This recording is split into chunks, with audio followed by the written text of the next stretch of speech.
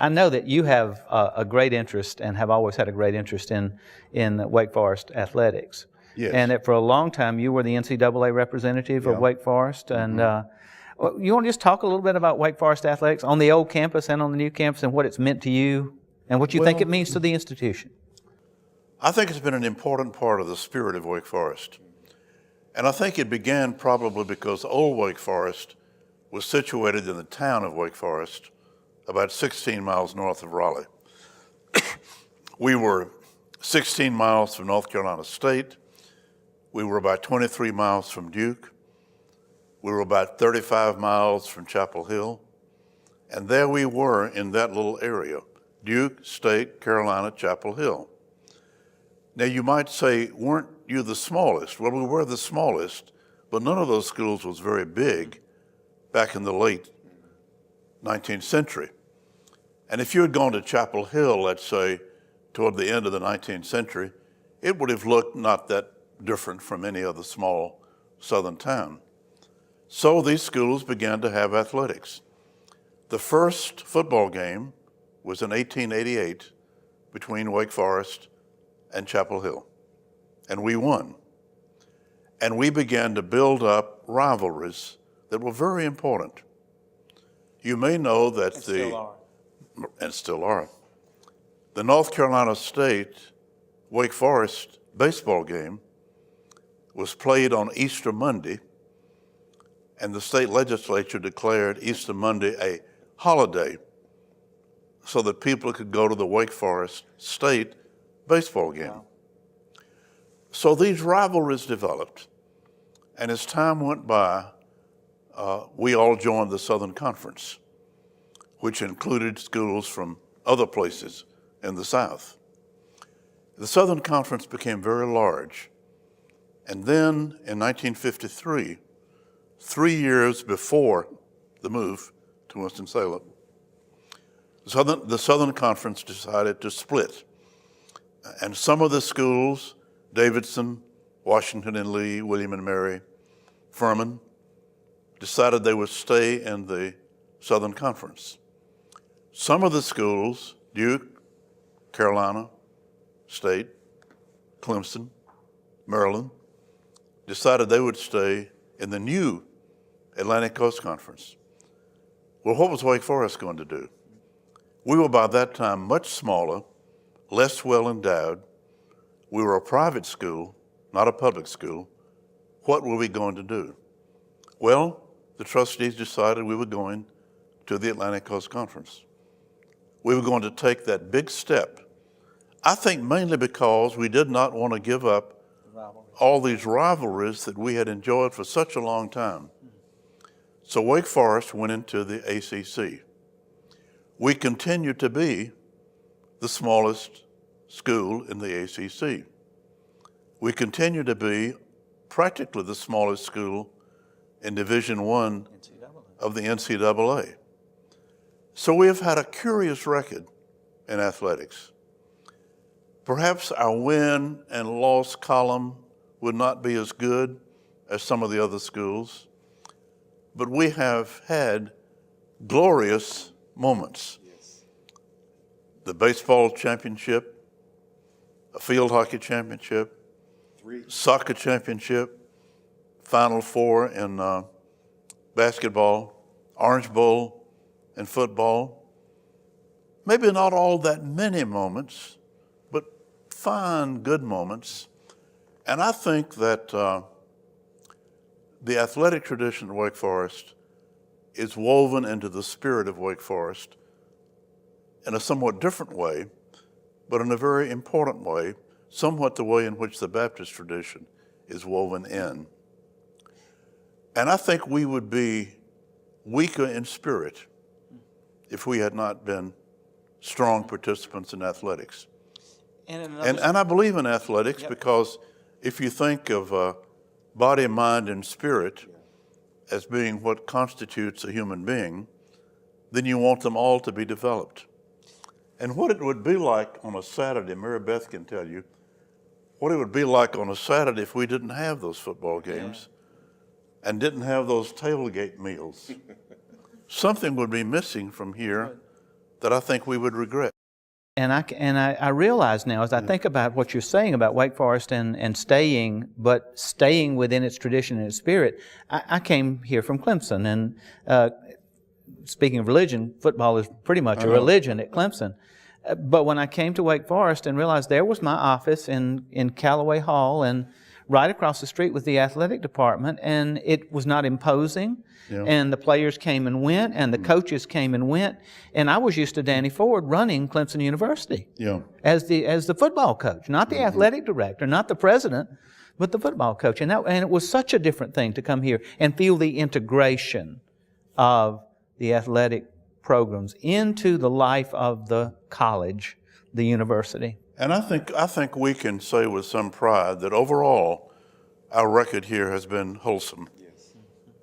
I believe that. I think so too. And I went to the ACC meetings for Wake Forest for about 15 years.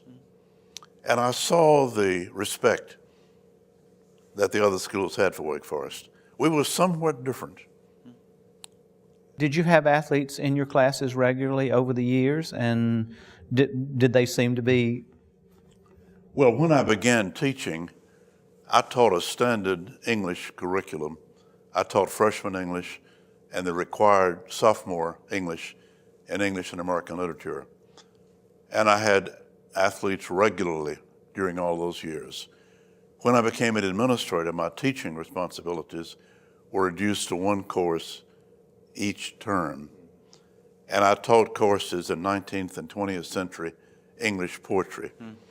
I cannot tell you that they drew large numbers of athletes. Though they drew some, yes, and the ones that they drew were like the other students. Well, they probably couldn't get into your classes any more easily than the rest of our students. My advisees could never get into your classes because you were only teaching one. And luckily, my son was your advisee, and he got into your class because he seemed to have a privileged spot. And he was a good student. Well, good. I'm glad to hear that. And he was not a student athlete. Yeah. So. Right. But on the old campus, when I was teaching freshman English, I regularly had players from various teams. One of the players that I most remember with most approval was one of our star basketball players named Jackie Murdoch. Well, here we are, Ed, in Gore Gymnasium, and this is where Wake Forest played its home basketball games in the Southern Conference until 1953. Right. And between 1953 and 1956, this is where we played our Atlantic Coast Conference games. And we had Duke, Carolina State, all those other schools, our rivals, coming here for home games. You remember how exciting it was to come here for those games with Duke and Carolina and State? Oh, indeed. And in one instance, Jackie Murdoch, one of our best players, took the ball out of bounds, and he looked to his right, and there sat Ed Wilson, and he said, Dr. Wilson, if we win this game, I may not be in class tomorrow. Yeah. And you verified that that happened, and Jackie was such a good student, though, that he did come to class the next day. And of course, we remember, of course, that we did win the game, I'm sure. Of course. But it was very difficult for another team to play here because they weren't sure whether they want to get out with their lives or not. The crowd was just overpoweringly a sixth man. Well, we love coming here so much that at the beginning of every season, D.A. Brown and Justice Drake and I, we were all in the English department and all very close friends and all basketball fans. We would get our tickets early enough so that we sat on the front row of the bleachers on this side in the middle of the court, which meant that the ball kept being dribbled toward us. And we sit there and we would sit there and see every play from close up. Indeed. And we recruited a young man from Jonesville, North Carolina, named Dickie Hemrick. And who is this guy? Well, nobody knew. And besides, he shot his free throws from between his legs. And the only reason that was significant is that he made them all.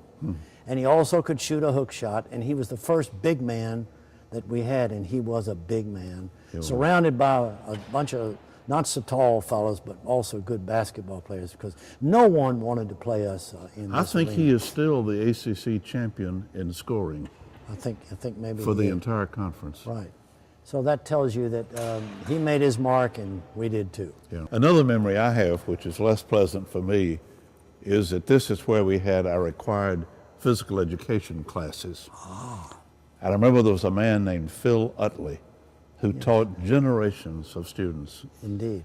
And I used to come here at 10 o'clock Monday, Wednesday, and Friday for the required physical education course.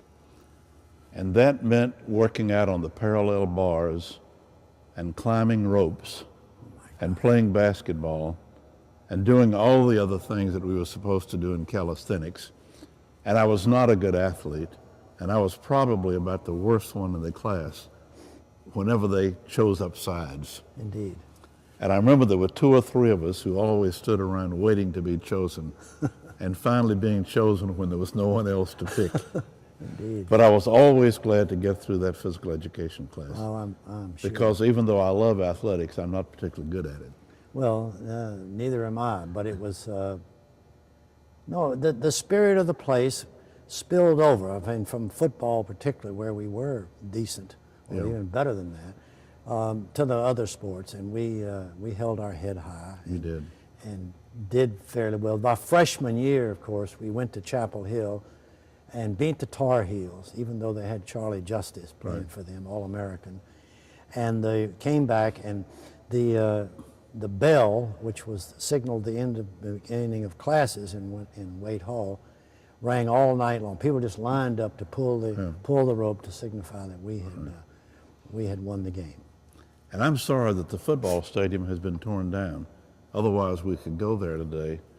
But I remember the dedication of the football stadium in the fall of 1942. And that year, at the dedication game, we beat Duke, which was very unusual because it was about the time that Duke had national championship teams. And we had this beautiful new stadium. We beat Duke by 2 touchdowns to 1, I think. And that was a great occasion for Wake Forest. Indeed. But the stadium is gone now. The stadium is gone, but the memories of our ability to play with the big boys, That's right. those memories are etched in our hearts. They are. And undoubtedly in the hearts of some of those that we beat because they just didn't understand. How did that little tiny school beat us because we're so much bigger? But they weren't stronger in ability or in heart. That's right, yeah. And have you always gone to athletic contests yourself? From the beginning. Huh? All sports? The first football game I went to, Wake Forest beat William Jewell. You know where William Jewell is? In Missouri. I know the name, yeah. I think athletics is very important. I know that there are splendid schools that don't have important athletic programs. But I think if you can maintain the program honorably, it's very important. And memories are connected. If you go back to any alumni meeting, whether from 50 years ago or 20 years ago, the memories of people and classes and athletic events and spiritual experiences, they're all wrapped in together. And they form part of the totality of the college in a way that the classroom experience alone cannot.